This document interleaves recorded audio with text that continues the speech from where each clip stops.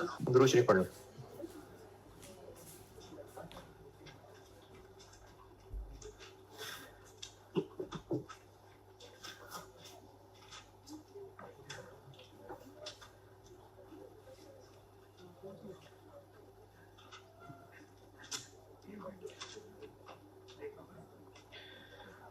अच्छा, ये मैं आपको पहले बता चुका हूँ शायद पहली क्लास में या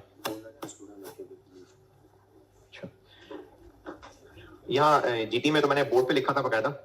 गुलबर्ग में शायद मैंने ज़बानी बताया था कि ये जो हम लोग इस टॉपिक के सवालों में एनुअल डिमांड कह रहे हैं, ये किसको कह रहे हैं?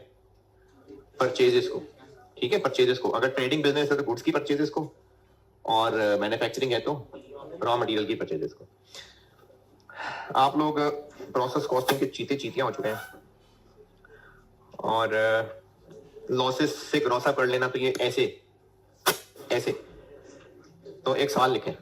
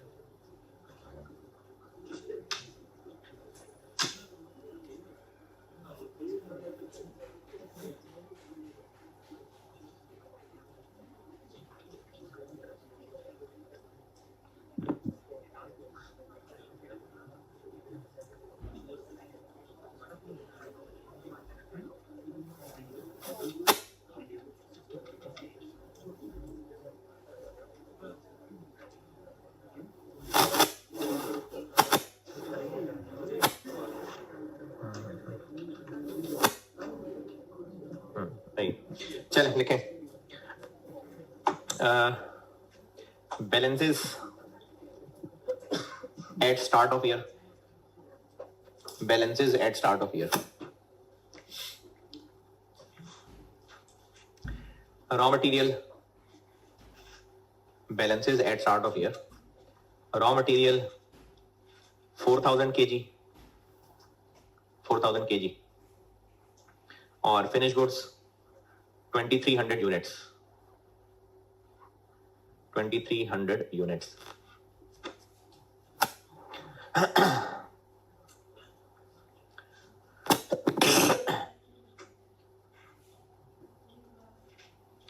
और balances at end of year. Balances at end of year. Raw material 6500 kg,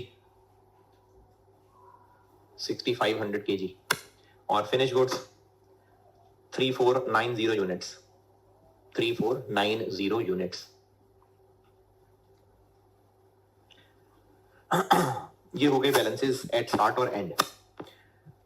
अब फॉर द ईयर की इंफॉर्मेशन ये है कि सेल्स है 11000 units, 11000 units, sale 11000 units. Process loss 8%, 8%। Process का लॉस है 8%। By default percentage of input होता है, तो 8% of input. Each unit each unit of product requires 10 kg of material, 10 kg material.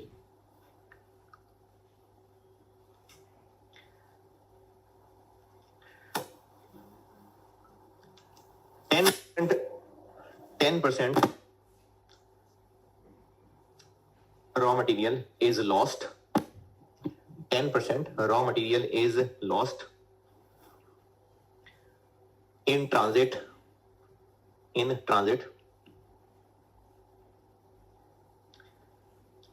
at the time of purchase.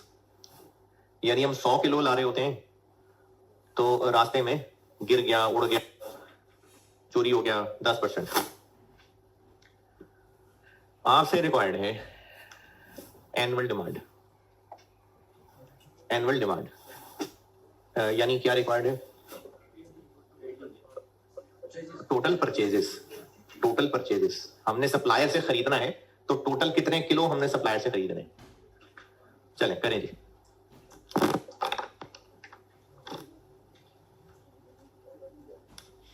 Process costing पढ़ लिया, marginal absorption पढ़ लिया, पूरी कॉस्ट पढ़ ली है, तो उल्टा चल रहा है आपने।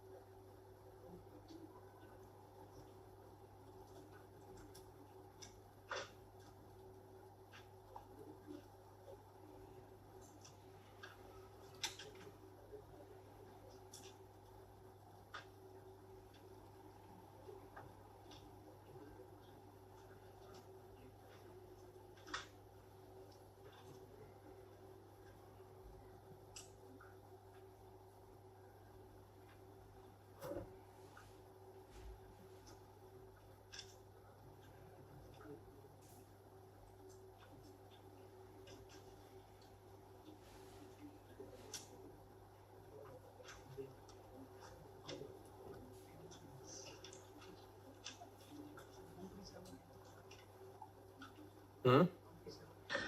1-3? No.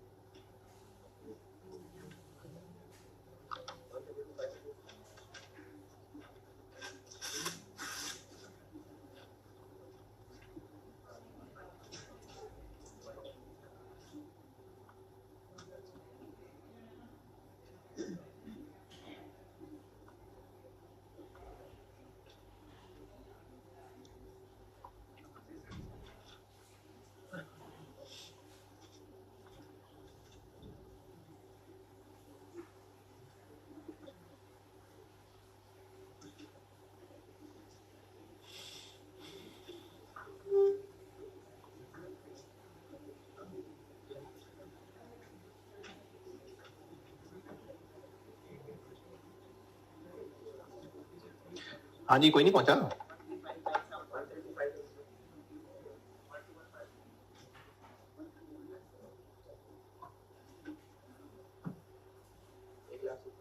हाँ, 1 लाख से तो ऊपर है 2 लाख से कम है, 1.5 लाख से ज्यादा नहीं है।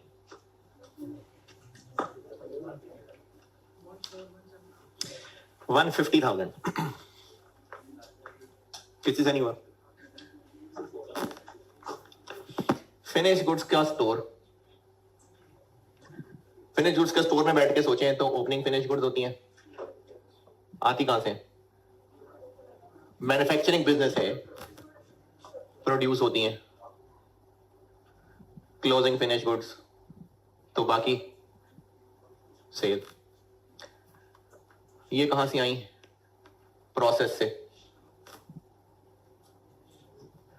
Opening work in process, input, closing work in process, losses. अगर कोई अब नॉर्मल लॉस वगैरह नहीं है तो नहीं है। ये है ये क्या है?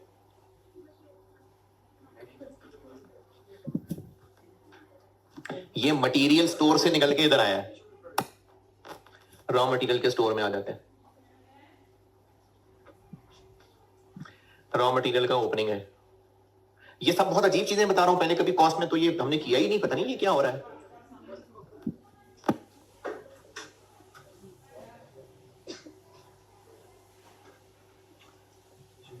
इशू टू प्रोडक्शन या कंज्यूम्ड। सप्लायर से हम जितने लेके आ रहे थे, ये ट्रक में जो हम ला रहे थे,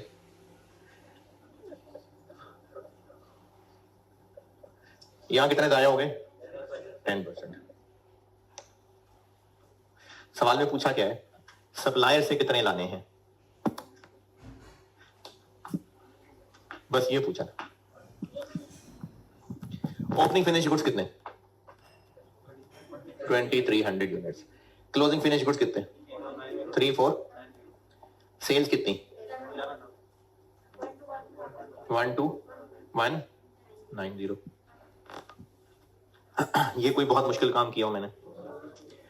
स्टैंडर्ड कॉस्टिंग पढ़ाते हुए सिखाया था कि अगर प्रोडक्ट की क्वांटिटी कुछ और है, मटेरियल की कुछ और है, तो क्वांटिटी स्केड्यूल ईपी इसके हिसाब से बनता है। हाँ, स्टैंडर्ड कॉस्टिंग एक चैप्टर था, वेरिएंस एनालिसिस, जिसमें प्रोसेस मिक्स भी होता था। तब सिखाया था कि प्रोडक्ट की क्वांटिटी किसी और तरतीब से चल रही है, मटेरियल किसी और तरह है, यानी प्रोडक्ट केजीज में नहीं है। प्रोडक्ट नंबर ऑफ चेयर्स हैं, नंबर ऑफ जूते हैं, नंबर ऑफ जैकेट्स हैं, मटेरियल केजी में है। तो हम लोग क्वांटिटी स्केड्यूल और ईपी किसके हिसाब से बनाते हैं? प्रोडक्ट के हिसाब से ना। तो ये आउटपुट है। ये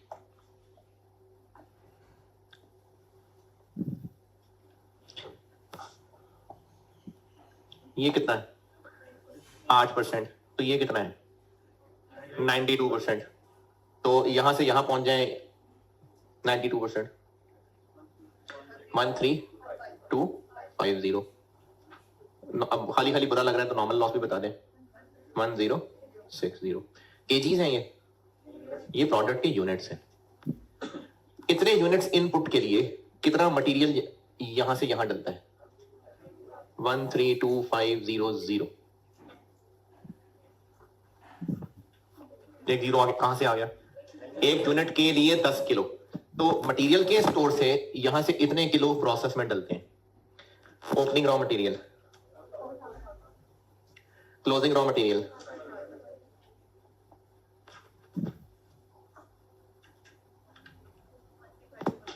वन 13500। ट्रक से उतर के स्टोर में इतने आते हैं, खैर खैर ये से बच बचा के। रास्ते में कितने जाया होते हैं? तो ये कितने हैं? ये 90 हैं। 150,000। अब इसमें क्या ऐसा था जो पूरी कॉस्ट 96 लेक्चर्स पढ़ने के बाद भी आप लोग नहीं पहुंच सके 150 तक? इसमें क्या नई बात थी जो पहले नहीं बता? हाँ जी, है बीच में क्या नया पता लगा है? क्या नया पढ़ाया इसमें मैंने? फर्क ही नया बनाया, बाकी तो ये सारा कुछ पहले किया हुआ है।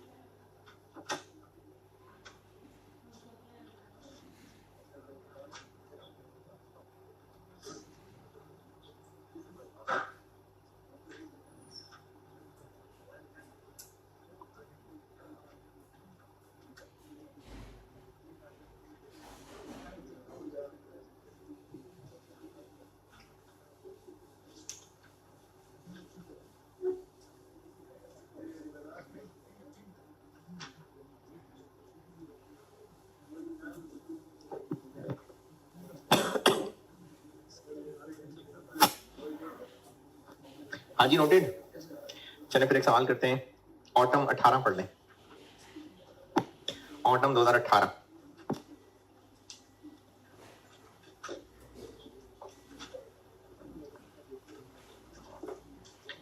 Hockey Pakistan limited.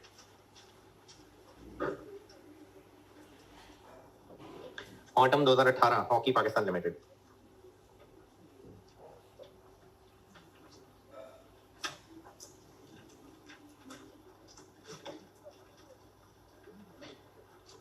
एक सवाल होमवर्क कर देंगे। स्प्रिंग 20 होमवर्क है। स्प्रिंग 20 है जी। स्प्रिंग 20 एक ही है, जमाल लिमिटेड। चलिए स्प्रिंग 20 होमवर्क है, अभी पढ़ लें। ऑटम 18 मैं करता हूँ बोर्ड पे।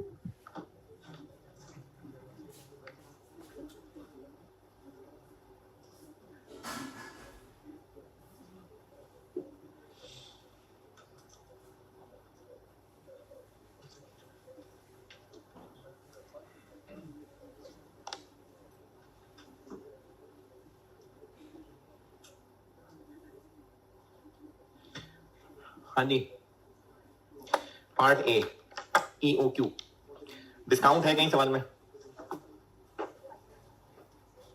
वो तो पार्ट बी में सवाल में कहीं, तो पार्ट बी में डिस्काउंट ऑफर है, वैसे ऊपर सवाल में तो नहीं कहीं डिस्काउंट। तो EOQ निकालना है और ये मैं कर रहा हूँ autumn 18 part A. EOQ is equal to 2 into annual demand into order cost over holding cost. Annual demand खरीदना क्या है हमने, H2 या AT? AT, तो AT एनुअल डिमांड कितनी?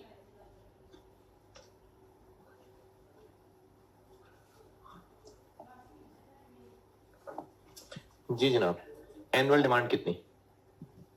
हम लोग प्रोडक्ट बनाते हैं साल में 45600, लेकिन ये है यूनिट्स।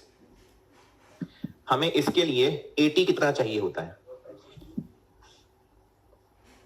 ये 7 जीरो ऐड हो गया, एक जीरो ऐड हो गया, इतने किलो, लेकिन हमें इतना चाहिए होता है। स्टोर में पड़े पड़े जाया हो जाता है 5%, तो हम फिर मार्केट से लेके आते होंगे 480,000 kg।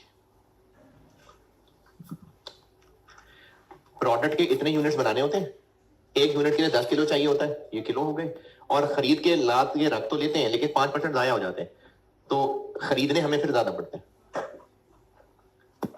ये एनुअल डिमांड।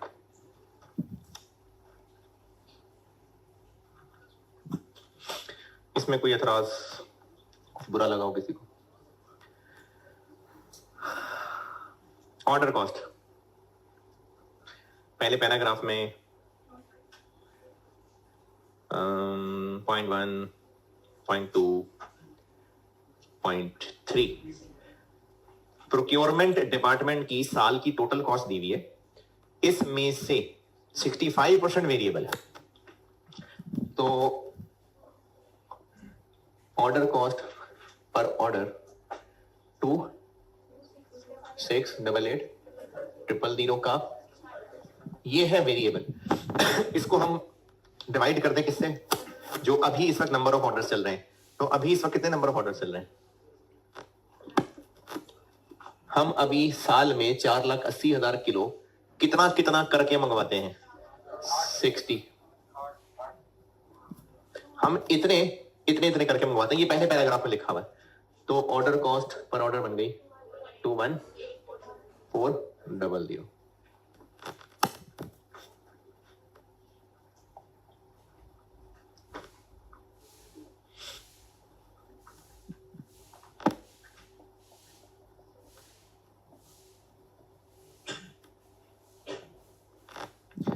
होल्डिंग कॉस्ट सवाल में एक तो है point number 4, 6.25 kg per month, तो एक तो हो गई स्टोरेज कॉस्ट 6.25 इंटू 12 महीने 7,275, और उसके अलावा इंटरेस्ट भी है।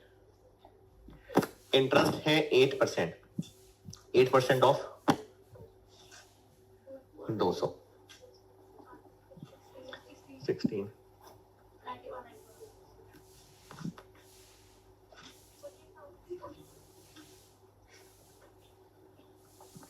ये हो गया EOQ।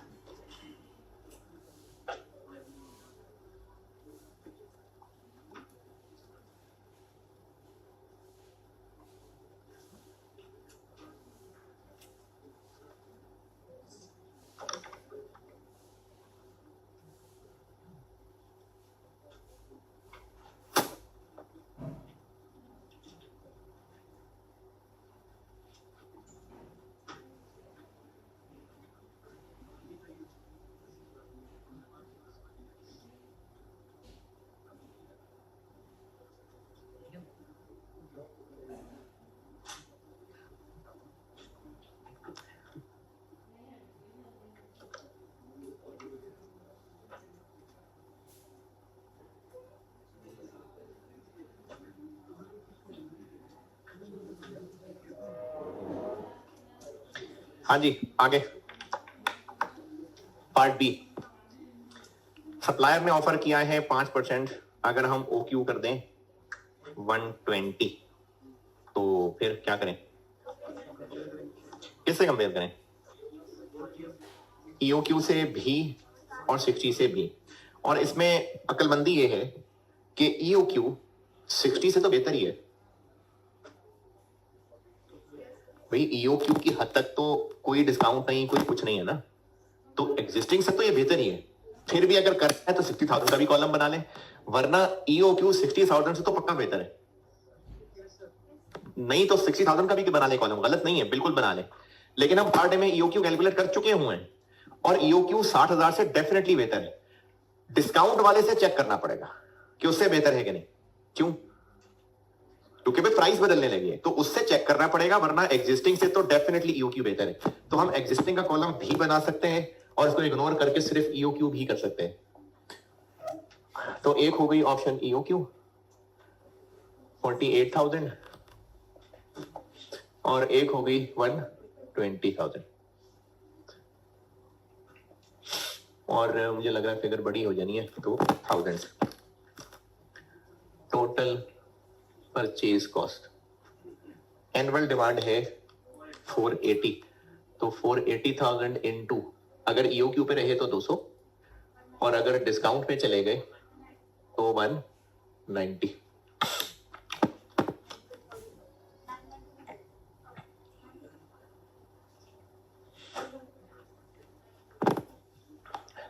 टोटल ऑर्डर कॉस्ट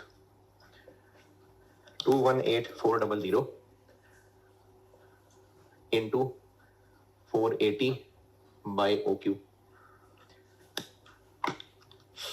48,000 से डिवाइड करें तो ये आ जाएगा, 120 से डिवाइड करें तो ये आ जाएगा 2184।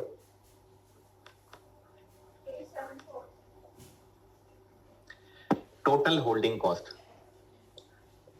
चूंकि इंटरेस्ट है ना, तो हमें डिस्काउंट ऑफर के लिए होल्डिंग कॉस्ट दोबारा निकालनी पड़ेगी इंटरेस्ट की वजह से। बेशक हम इसी वर्किंग के अंदर ही कर सकते हैं, ये EOQ के लिए, ये डिस्काउंट के लिए, ये 75 ही रहेगा और ये 16 की जगह हो जाएगा 190 का 15.2।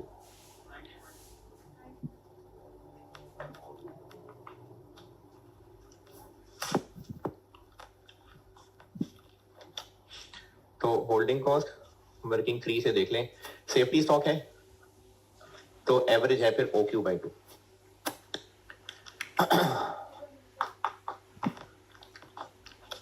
2184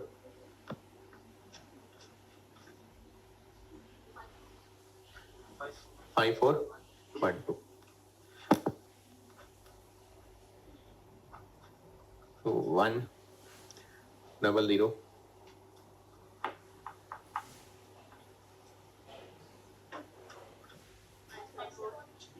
97। तो कंक्लूजन क्या बना कि डिस्काउंट अवेल कर लेना चाहिए।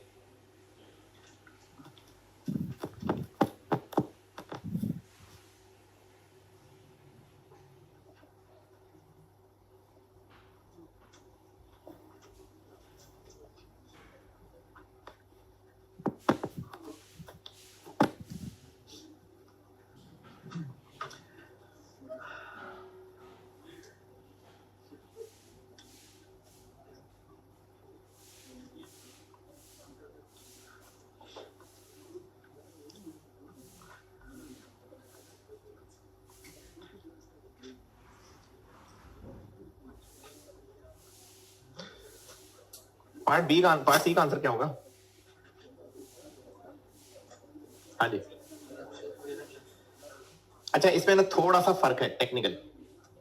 अगर वो कहता ना कि EOQ की अजम्पशंस लिखें तो बिल्कुल वो अजम्पशंस छाप दें, लेकिन वो कह रहे हैं लिमिटेशंस बताएं। अजम्पशन लिख के उनको बुरा भला कहना है, यानी नंबर 1 EOQ अज्यूम करता है कि एनुअल डिमांड कांस्टेंट है और यूनिफॉर्म रहेगी, तो जरूरी तो नहीं यूनिफॉर्म रहेगी, सीजनल फैक्टर भी तो हो सकता है। पॉइंट नंबर 2 EOQ अज्यूम कर रहा है कि प्राइसेस सेम रहेंगी, तो प्राइसेस सेम तो नहीं रह सकती, हो सकता है महंगाई हो जाए, हो सकता है डिस्काउंट अवेल हो जाए, तो उसकी अजम्पशन लिख के उसको बुरा भला कहना है। क्योंकि अगर अजम्पशंस पूछता है तो फिर अजम्पशंस बतानी है, लेकिन लिमिटेशन पूछ रहा है तो फिर ईओक्यू का फेलियर बता रहे होंगे। तो आसान आसान सा यार। हाँ तो फिर एक सवाल और कर लेते हैं। वो एक सवाल, अरे 20 मिनट तो हुए हैं क्लास पढ़ते हुए। नहीं 2 सवाल होमवर्क दे दूं? नहीं। ये कितनी देर लगी है सवाल में? आधा घंटा। चले फिर एक 10 मिनट वाला कर लेते हैं। जी जी मैं कर रहा हूँ। स्प्रिंग 17 पढ़े।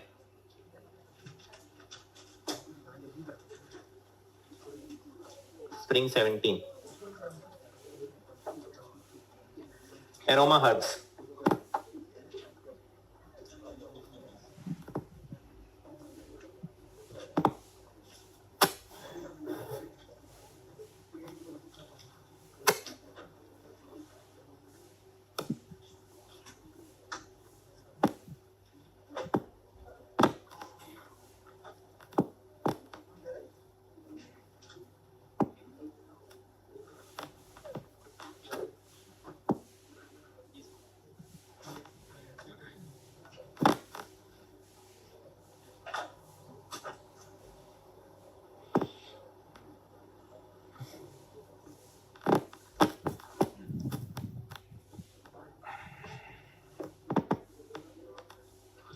सवाल पढ़ लें यार, आखिरी सवाल है बस।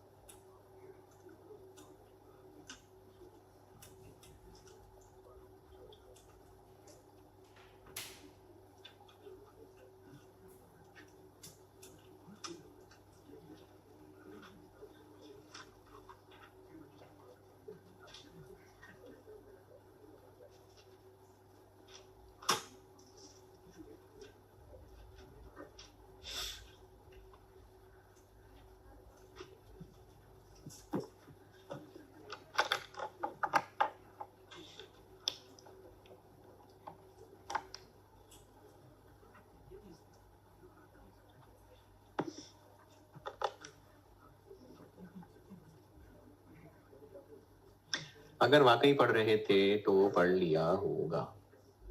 साला पढ़ रहे हैं।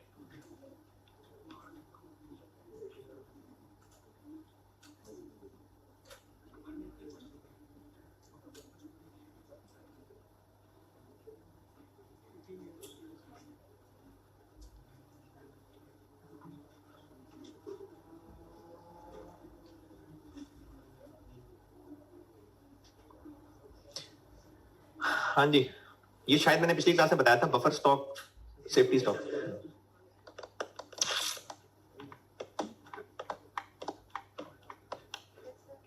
चले जी, पढ़ लिया। ये थोड़ा सा उल्टा सवाल है। पहले हम पिछले सवाल में कर रहे थे कि ईओक्यू पे तो चलो हैं, डिस्काउंट पे जाए कि ना जाए। अभी हम डिस्काउंट पे हैं, हम ईओक्यू पे आएंगे तो सप्लायर नाराज भी हो जाएगा, डिस्काउंट कम कर लेगा। थोड़ा सा रिवर्स कैलकुलेशन का सवाल है। Part A, EOQ spring 17 EOQ. अच्छा, ईओक्यू निकालने के लिए हमें जो जो चीजें चाहिए मैं पहले फार्मूला लिखता था, फिर वर्किंग 1-2 कहता था, आप पहले चीजें निकाल लें। एनुअल डिमांड, क्या खरीदते हैं हम? चाय। तो चाय हम खरीदते हैं कि बेचते हैं? खरीदते हैं और बेचते हैं। तो इसमें एनुअल डिमांड कैसे निकालें? वो तो सेल्स बताएंगे, तो इतने ही खरीदते होंगे। वरना अगर स्टॉक ओपनिंग क्लोजिंग पता होता तो जैसे पिछले सवाल में परचेज तक पहुंचे थे तो पहुंच जाते, तो इतनी ही फिर खरीदते भी होंगे। तो एनुअल डिमांड हो गई 60,000। Order cost, existing order cost कुछ और है और ईओक्यू पे कुछ और होगी। पॉइंट नंबर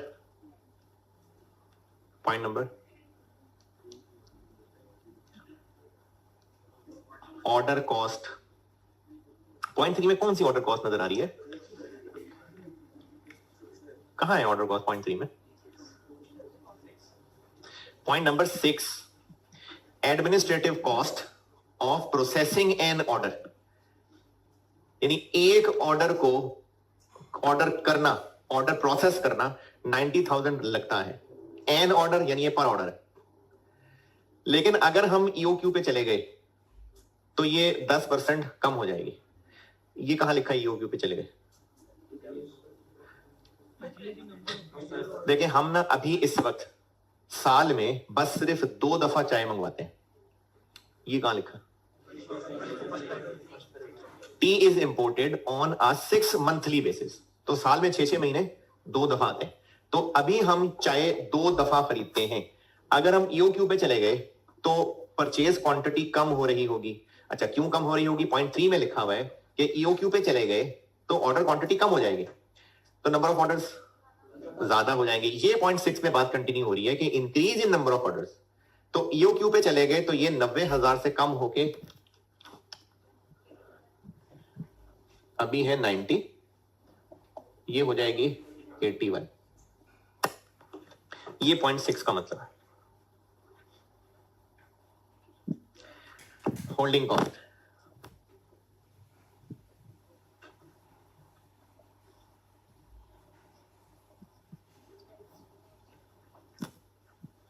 होल्डिंग कॉस्ट कितना है?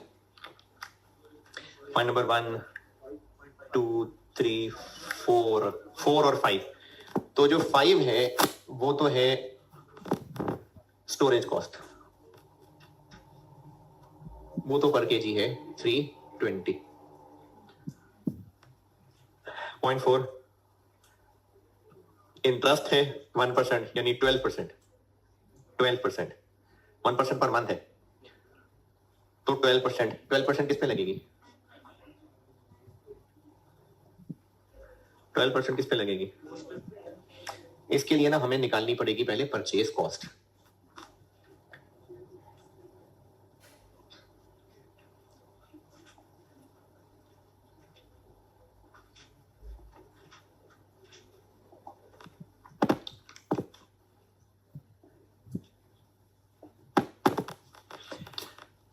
हम अभी सप्लायर से कितने रुपए का खरीदते हैं?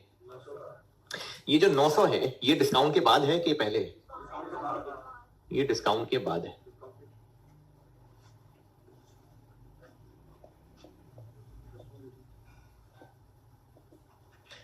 हमें ना ये मिलता है 900 का, और इस पे नॉन रिफंडेबल टैक्सेस ड्यूटीज कितने लगते हैं? 20%, क्योंकि 15% तो रिफंडेबल है, तो 20%। तो इस पे 20% ड्यूटी लग जाती है 180।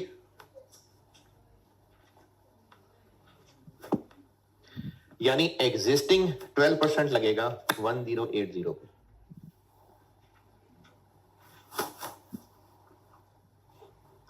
लेकिन अगर ईओक्यू पे चले गए तो क्या होगा? जो अभी 10% डिस्काउंट मिलता है वो 8% हो जाएगा। इस पे 8%,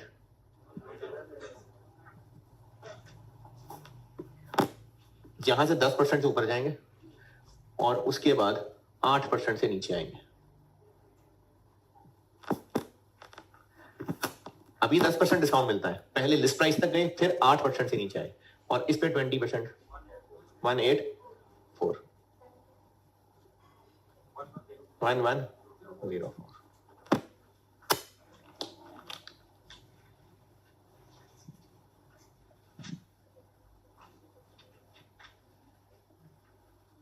तो इंटरेस्ट हो गया 132.48। चले 5 कर लें, ये ले 5।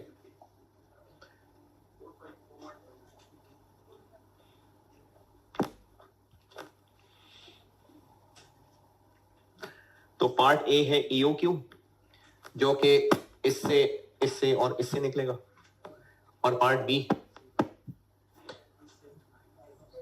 सेविंग्स। अगर हम EOQ पे चले गए, किससे कंपेयर करना है? एग्जिस्टिंग से। तो एग्जिस्टिंग OQ कितना है? एग्जिस्टिंग ऑर्डर क्वांटिटी कितनी है? 30,000। देखें साल में 2 दफा मंगवाते हैं हम। EOQ का आंसर आएगा order cost 81 divided by holding cost 452.5। तो EOQ हो जाएगा 4635। ये हो गया पार्ट ए। और पार्ट बी है, एक है एग्जिस्टिंग यानी 30,000 और एक है EOQ। 30,000 ऐसे आया कि 60,000 है और साल में 2 दफा मंगाते हैं, तो 30,000। तो रुपीज कर लें, 1000 कर लें, जैसे मर्जी कर लें।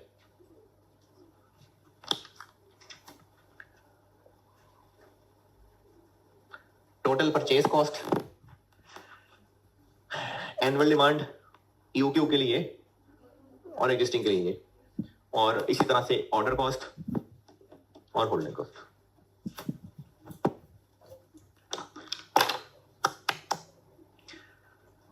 ठीक है जी, अल्लाह हाफिज।